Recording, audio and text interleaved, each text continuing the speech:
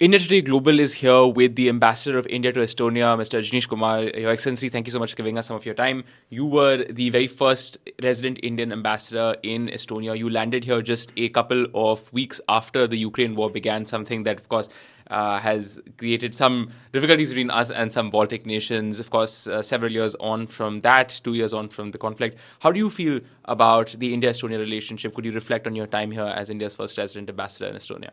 Well, I can only say, when I look back, 2.5 years have gone by.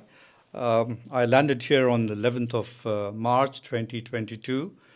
And I can only say that this relationship is shaping for the benefit of our peoples and government in the right direction. Every passing day we are getting to understand each other better. The people, especially the business people, are getting to visit each other and find common lines where we can collaborate for mutually benefit propositions.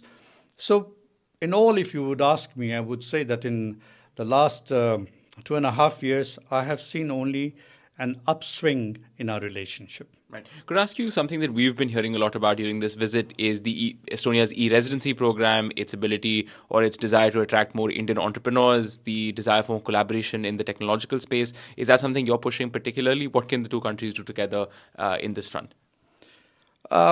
Technically, e-residency is for my counterpart to push in India because that allows people to travel to operate in Estonia without having to travel physically. You get an ID which has got many provisions, except that it is not a visa. You cannot travel to Estonia. But this is something which I encourage because it does allow Indian companies to set foot in Europe without physically being present here and make use of the facilities which the program offers. Right. If I could ask you one final two-parter question on the question of defense. My first part of the question is, of course, of NATO. We've, of course, visited the NATO Center for Excellence for Cyber Defense. There's, of course, Locked Shield exercise, some conversation in the past about India and NATO collaborating more closely on this. So do you have a sense of closer collaboration here on cybersecurity between these two major players in the defense spectrum? Not really as far as NATO is concerned. In fact, that is not even my beat. I have no idea there.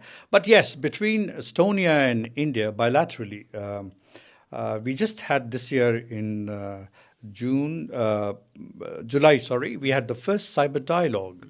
So we see immense potential in collaborating with Estonia in this area.